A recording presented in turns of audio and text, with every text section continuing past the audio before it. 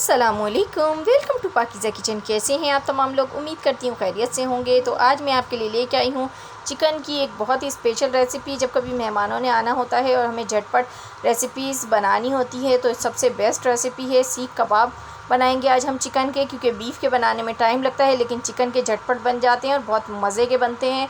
तो इसके लिए आप हाफ़ kg चिकन ले लें, बोनलेस, इसमें बिल्कुल भी हड्डी नहीं है। इसको आप एक ब्लेंडिंग जार में डाल लें और उसके बाद इसका इस तरीके से कीमा बना लें। तो ये फ़ाइन बिल्कुल कीमा बन चुका है इसका।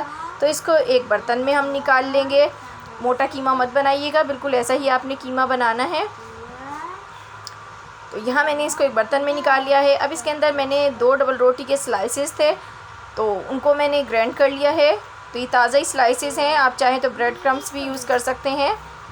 तो ये मैं इसमें डाल दूँगी। उसके बाद हमने धनिया और ज़ीरा, साबुत धनिया और ज़ीरे को ग्राइंड कर लिया था। हाफ़ टेबल स्पून भर के ये आपने इसमें डालना है।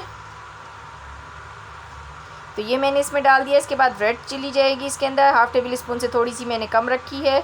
अगर आपको ज़्यादा पसंद हो तो आप ज़्यादा कर लें, लेकिन हाफ़ kg में ये मिकदार सही रहती है क्योंकि इसमें हरी मिर्चें भी जाएंगी। नमक डालूँगी, ये भी हाफ़ टेबल स्पून से थोड़ा सा कम है।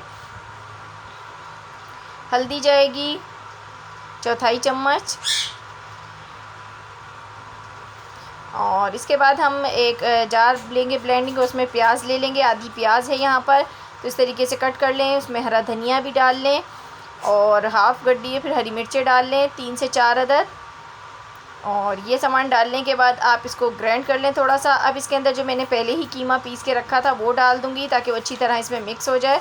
तो इसमें से मैं हाफ़ कीमा इसमें डाल के और ग्राइंड कर लूँगी ताकि अच्छी तरह से ये मिक्स हो। तो ये मैं ब्लेंडिंग जार में डाल दिया है, देखें। और अब इसमें और भी स्पाइसेस जाएंगे। तो अब हम इसके अंदर अंडा ऐड करेंगे। तो 1 अदद मैंने यहाँ पर अंडा डाल दिया है। और इसके बाद हम इसमें काली मिर्च का पाउडर ऐड करेंगे, हाफ़ टेबल स्पून। और ये चाट मसाला है, ये भी हाफ़ टेबल स्पून आपने डालना है इसमें, बहुत अच्छा फ्लेवर देगा चाट मसाला। अब इसको हम ब्लेंड कर लेंगे। तो देखें मैंने ग्राइंड कर लिया है। तो ये देखें कितना अच्छा सा ग्राइंड हो गया है। तो अब बाकी मिक्सचर में हम इसको शामिल कर देंगे। सारे मिक्सचर को मैंने इसलिए नहीं किया कि बहुत पतला हो जाता है, तो हाफ़ को आप कर लें तो सही रहता है बिल्कुल, और सब चीज़ें अच्छी से पिस भी जाती हैं। तो इसे आप हाथ की मदद से आप मिक्स कर लें सारे में। तो ये अच्छी तरह से इसका फ्लेवर निकल के आ जाएगा सब में। अच्छी तरह आपने मिक्स करना है ताकि जो मसाले डालें अच्छी तरह मिक्स हो जाए। तो अब इसमें नींबू डालेंगे।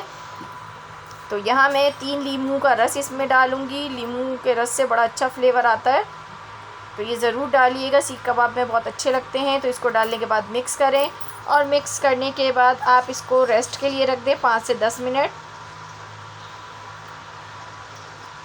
और बहुत अच्छी डिश रेडी होती है, जो खाएगा आपकी तारीफ़ ज़रूर करेगा। इतने मज़े के ये सीख कबाब बनते हैं, आप बीफ के सीख कबाब को भूल जाएंगे ये खाने के बाद। तो अब मैं इसको मिक्सचर को लूँगी और इस तरीके से सीख पर चढ़ाकर हैंड की मदद से इस तरह दबा लेंगे। हमें बीच में होल बनाना है, इसलिए हमने सीख का इस्तेमाल किया है। अगर हम वैसे ही ऐसी शेप दे देते तो बीच में होल नहीं आता है और कबाब अच्छी तरह नहीं बनते हैं। तो इस तरह से मैं सारे कबाब रेडी कर लूँगी।